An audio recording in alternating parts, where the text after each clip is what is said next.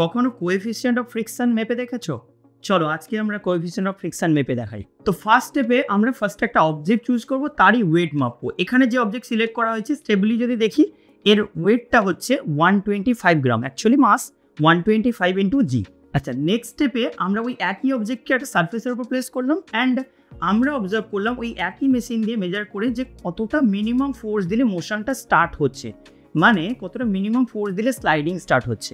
And last স্টেপে আমরা coefficient of ফ্রিকশনের যে ফর্মুলা জানি, যে coefficient of friction mu is equals to কতটা ফ্রিকশন ফোর্স লাগছে ডিভাইডেড বাই বডির ওয়েট। যেহেতু হরাইজন্টাল সারফেস তাহলে রিয়াকশন জানি, বাট রিয়াকশন তো এমজি হবে, তো এফ বাই এমজি। এখানে জি নেওয়ার দরকার নেই, তার কারণ সিম্পল আমরা মাসের ইউনিটে পুরোটাই মেজার করছি।